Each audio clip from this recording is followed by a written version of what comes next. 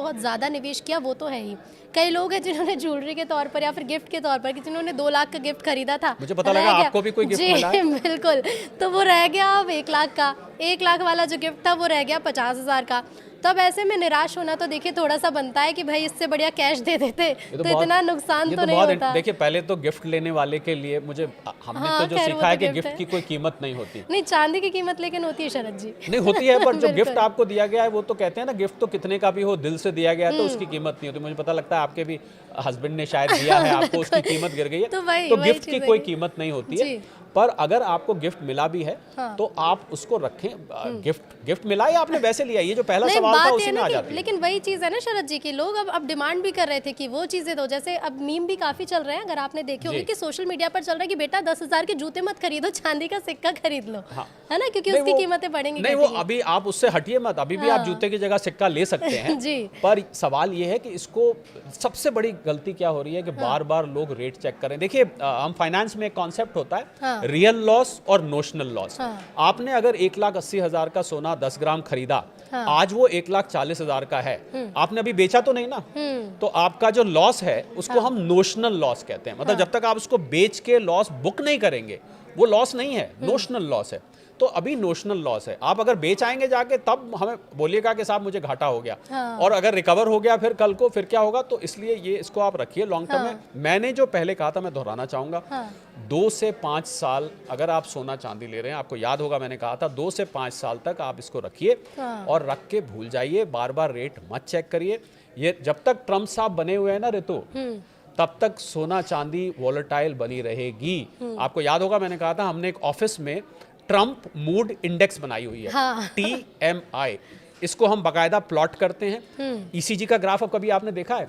ECG का graph ऐसे ऐसे ऐसे ऐसे ऐसे करके होता है जब आपका प्रिंट लेते हैं, उससे भी ज्यादा ये वॉलेटाइल है। सुबह कुछ, दोपहर को कुछ, रात को कुछ। एक दिन कहते हैं ईरान पे अटैक करूंगा, दूसरे दिन कहते हैं नहीं नहीं अभी हम सोच रहे हैं, तीसरे दिन कहते हैं मेरी अब्राहम लिंकन शिप वहां पहुंच गई है, चौथे दिन कहते हैं नहीं नहीं नहीं अभी मैं फिर से एक बार सोच रहा हूँ, फिर अगले दिन वहां पर उनके हेलीकॉप्टर शिप मंडराने लग जाते हैं। कुछ पता नहीं है ट्रम्प साहब का मूड, और शेयर मार्केट हो चाहे गोल्ड सिल्वर की मार्केट हो, मुझे लगता है ट्रम्प साहब के मूड के साथ ये ऊपर नीचे जा रही है। तो इसलिए बिल्कुल चिंता करने की बात, जब तक ये बने हुए हैं, ये लॉन्ग टर्म में इसका ट्रेंड अभी भी बुलिश है। सोना ऋतु ज्यादा धरती पर है नहीं, जो कमोडिटी है ही नहीं, वो इतनी कैसे गिर सकती है।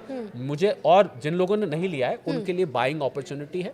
थोड़ा करके आप इसको इंस्टॉलमेंट्स में लेते रहिए, इकट्ठा करते जाइए। 2 साल 5 साल बाद फिर मैं आपसे मिलूंगा, वैसे तो जल्दी भी मिल सकता हूँ, तब आपसे पूछूंगा कि अब कितना रेट है।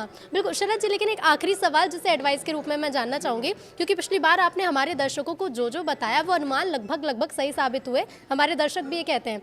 तो क्या सोने की कीमत में अनुमान लगाया जाए कि 1 लाख के आसपास कुछ हो सकता है, यानी कि लोग जो इन्वेस्ट करना चाह रहे हैं थोड़ा सा इंतजार करके इन्वेस्ट करें या फिर चांदी गिरेगी? 1 लाख के आसपास मुझे लग रहा है थोड़ा सा फार फेच्ड आइडिया है।